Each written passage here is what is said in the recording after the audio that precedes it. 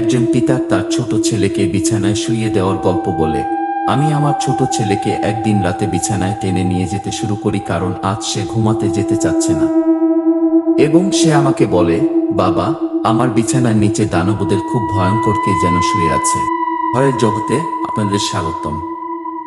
আজ আমরা বাংলাদেশের ঘটে যাওয়া একটি সত্য ঘটনা সম্পর্কে বলবো। প্রথমে আমি তার কোনো কথায় কান দেইনি, তবুও তাকে নিয়ে বিছানায় শুয়ে দিলাম। আমি তার কৌতূহল, ভয় দূর করার জন্য নিচে তাকাই এবং তাকে দেখি, কিন্তু আমি নিজেই হতবাক হয়ে গেলাম, কেননা অন্য একজন বিছানার নিচে আমার দিকে ফিরে তাকাচ্ছে এবং ফিসফিস করে বলছে, বাবা, আমার বিছানায় উপরে কেউ আছে। কিন্তু তৎক্ষণাৎ উঠে বিছানায় চেয়ে দেখলাম সেখানে কাউকে আর দেখতে পেলাম না। তখন বুঝতে আমার বাকি রইল না, এতক্ষণ যার সাথে কথা বলছিলাম সেই আর কেউ না, একটি অশরীরী ভয়ঙ্কর কিছু একটা। এই কথা আজও ভাবলে আমার হৃদয় কেঁপে ওঠে।